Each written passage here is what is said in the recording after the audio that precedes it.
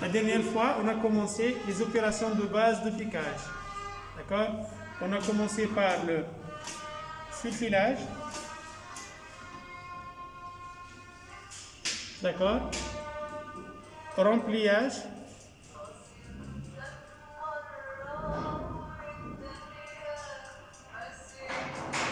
Horlage. D'accord?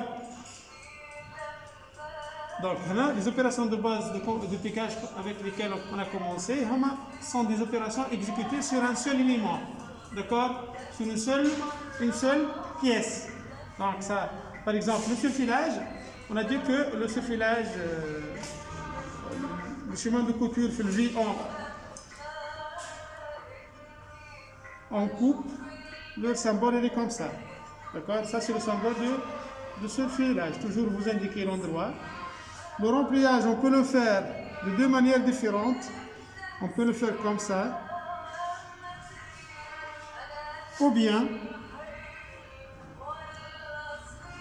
on peut le faire à une pièce surfilée. On peut faire un rempliage.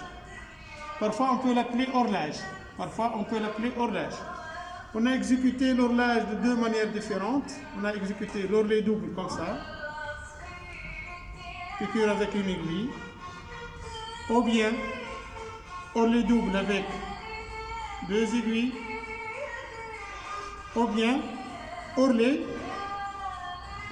comme ça, rempli 1 cm et l'ourlet comme ça. D'accord? Mais il y a plusieurs variétés d'horlage. Comme on peut trouver d'autres types d'horlage, on va les voir Inch'Allah de temps en temps. Aujourd'hui, on va passer à une autre opération de base de piquage. Il y a le plissage. D'accord? Maintenant, on va voir 3 catégories de plis. Et dans chaque catégorie de plis, il y a une technique à faire. On va commencer par le pli plat. D'accord? Après, on va voir pli rond. Et on va voir aussi pli creux. Bien sûr, les plis, on fait les vêtements dans des endroits différents. D'accord?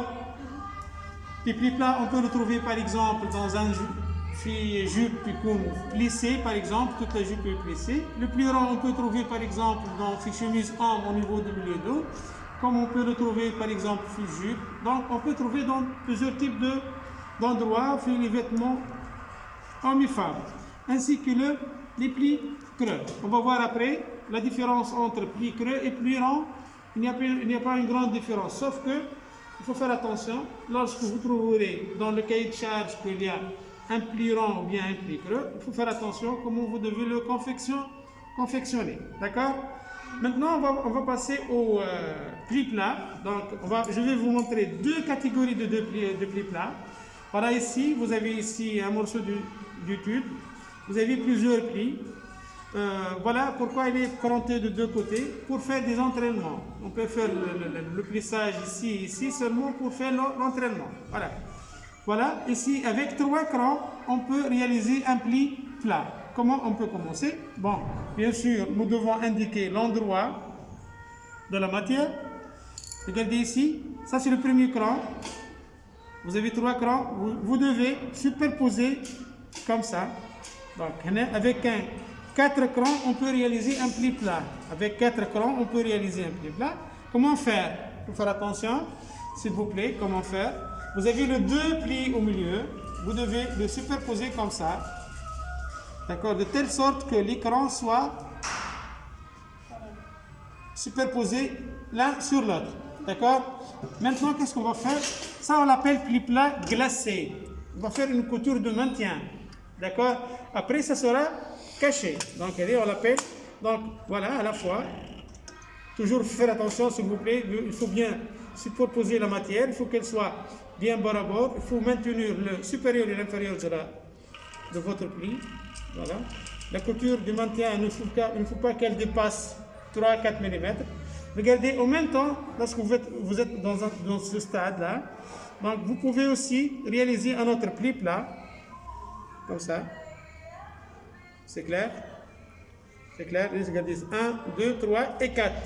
Avec 4 crans, on peut réaliser notre deuxième pli plat, glacé. D'accord?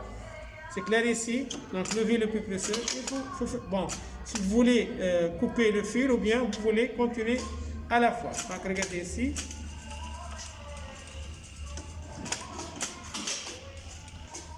Voilà. Donc, il y a seulement le maintien des plis au niveau du début. Bien sûr, pour réussir à avoir plissage continu, donc vous devez préparer l'autre pli aussi, comme ça. Seulement, j'ai déjà exécuté le maintien du début du pli pour savoir positionner la matière bien bord à bord.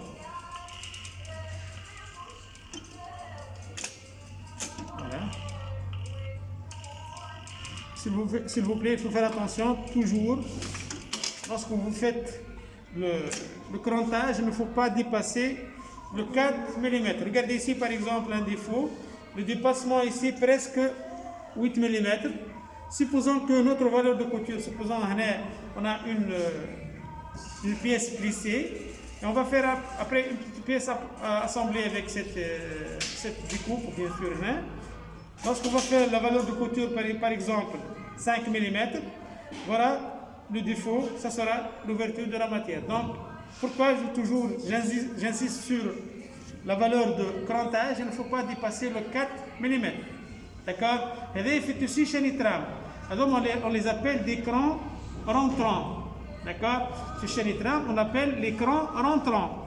Par contre, le tissu maille, lingerie, on va voir autre type de crantage, des crans sortants, comme ça par exemple, voilà, et voilà, un cran sortant. Par exemple, dentelle, beaucoup de techniques de dentelle, il y a le cran rentrant, on a le trou de dentelle, donc la valeur de couture va dépasser le 1 cm, même plus. Généralement, dans dentelle, dans le maille, dans la lingerie, on a une valeur de couture qui ne dépasse pas 7 mm. D'accord? Jusqu'à le tissu chenitra. D'accord, ici, bien non? Donc, il y a un pli plat glacé. D'accord? Pli plat glacé. C'est clair ou bien non? Pli plat glacé. Donc, pourquoi on a exécuté le crantage de dessus-dessous? Pour savoir positionner les crans bien bord à bord. D'accord?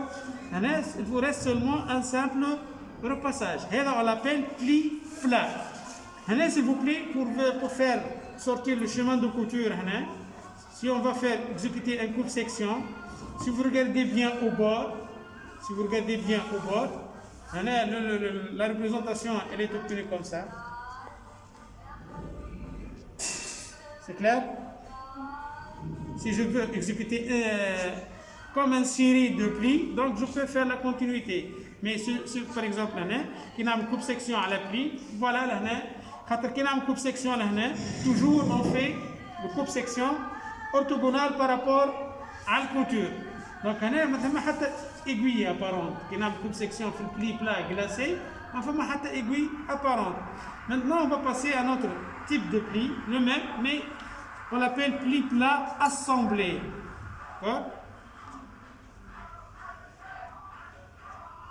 Regardez s'il vous plaît, comment on va faire? Si vous avez le 4 écrans, vous prenez le deuxième et le quatrième, vous le superposez bien bord à bord. Donc, il y a 4 écrans. Pour réaliser un pli plat correctement, vous devez avoir 4 crans. Vous prenez le premier cran, le deuxième cran ainsi que le quatrième cran, superposez endroit contre endroit. D'accord? Endroit, il faut faire attention, endroit contre endroit. Et on va faire une couture. Bien sûr, ça dépend du modèle. Un point d'arrêt ou du truc. Et on va faire une couture. Faire attention, il faut que l'écran soit bien bord à bord. On va piquer par exemple, ici on va voir une couture par exemple sur un assemblage sur 4 cm. D'accord?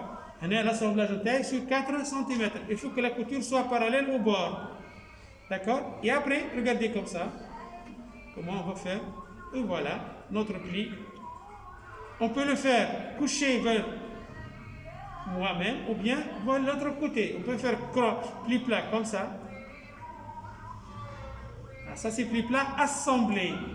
Parfois, vous pouvez trouver dans des articles là où il y a les plis plats, par exemple au niveau du jupe, il y a des assemblages et après on peut trouver la suite de plis. Maintenant, on a l'assemblage pour faire le centrage, ou l'autre on a le décor de plis pour le fantaisie, pour le choix des clients, bien sûr. D'accord? Ça, on appelle pli plat assemblé. D'accord? Donc, avec le deuxième et le quatrième cran, on fait un assemblage. Après la suite, donc vous devez, s'il vous plaît, faire une couture de maintien.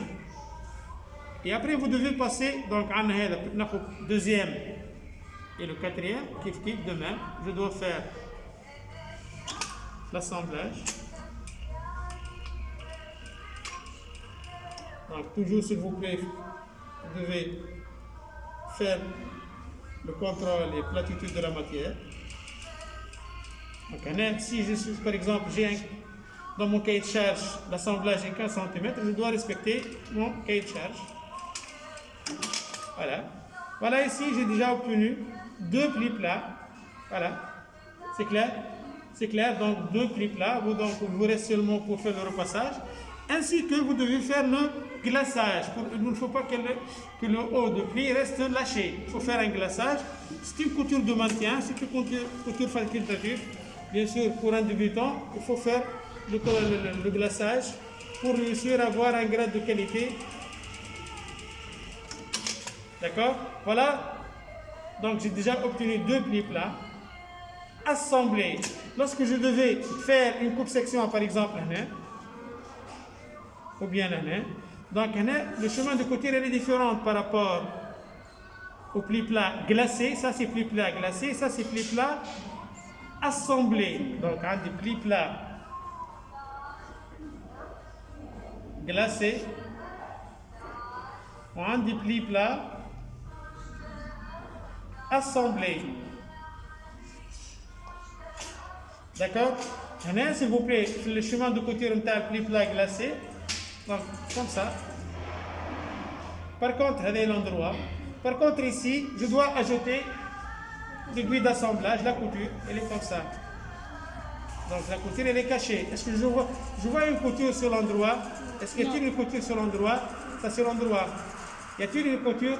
Non. Non. Par contre, la couture, elle existe sur l'envers. Voilà, elle existe ici sur l'envers. C'est clair?